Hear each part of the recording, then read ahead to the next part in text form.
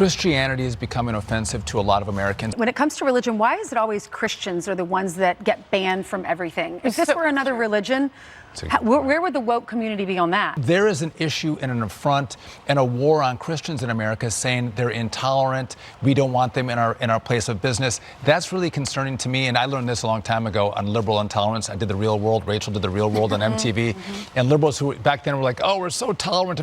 They're the most intolerant people that you'll ever meet. What's up, everybody? Major Retired Richard Ojeda here, and Fox News is back with its greatest hits. This time, instead of a war on Christmas, it's a war on Christians. The whole thing, Jesus and all. A restaurant in Virginia refused to serve members of a conservative Christian group over its views on abortion and traditional marriage. The Family Foundation says it scheduled an event at Metzger Bar and Butchery last week. They say management canceled their reservation just hours before the event.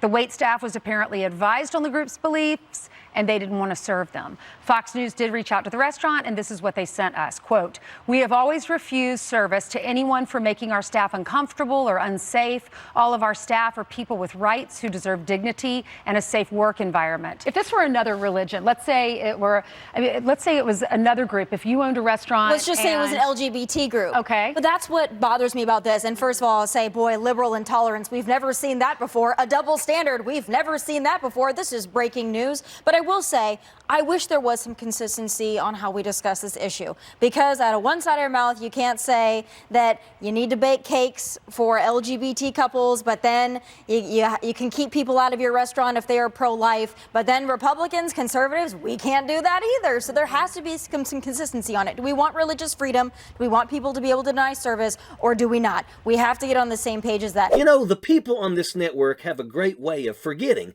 how they feel about things. If a religious person refuses to make a wedding cake for a gay couple, or a photographer doesn't want to provide their services, then that seems to be totally fine with them. They will claim religious freedom, but shoe on the other foot, and a private-owned business refuses service to a pro-life group, well, then it's an attack on an entire religion. See where I'm going here? And Tommy Lauren is here too, you know, saying that we should all just get along and stop talking about politics all the time. But that's exactly how you're going to do this, Tommy, by talking about politics and culture. I have a feeling that in a lot of liberal cities, you're going to have a lot of liberal employees that probably don't want to serve just conservatives in general. That's also a testament to how divided we are in this country. I wish we could all just get along and maybe not talk about politics all the time when we're at a restaurant. That would be nice. But we do have to have some consistency on this issue. Yeah. And okay, to be fair, that's her job. But hear me out. Maybe this private business found out about this conservative group and knew ahead of time that some of their servers were LGBTQ. Well, if this group feels like those people existing is a sin,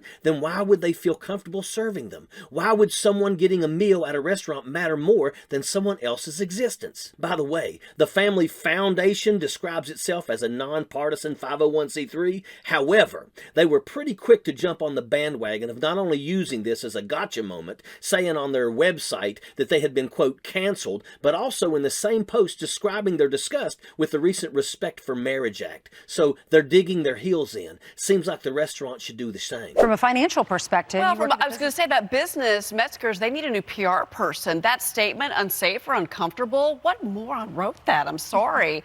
For a faith-based group, that's number one. I think it was the owner. But then maybe he needs to hire a PR. But where's this going to go? Not government, the courts. There is not a climate of hatred towards Christians. Let's be clear. They're not to face the same persecution in this country as they do elsewhere, as well as other faiths. And if you want to stand by their ideas of rights, especially that around businesses, then this is how that can play out. The bigger issue here is that the newest brand of Christianity, that is people who tend to overlap with the MAGA crowd, don't really embody all of that Jesus stuff too well. And the influence on politics has us in the position we are in today, where those same folks use racial slurs on Saturday and go to church on Sunday. Do all Christians do that? No. Do we know the majority of the right-wing base is evangelical and they tend to have no problems with racist dog whistles and coded language? Yes. Both can be true at the same time. But again, whatever you do, don't expect any nuance from Fox News. They're just here to tell you how threatened Christians are by not getting to have their dinner party. Meanwhile, I doubt their coverage of those killed at LGBTQ nightclubs or all-black churches sound anywhere near as upset as this segment. Keep on your toes, folks. It's the holidays, and you know what that means. If you don't say Christmas, then you're just part of this war on religion too. Stay sane if you can. Sappers clear the way, airborne all the way.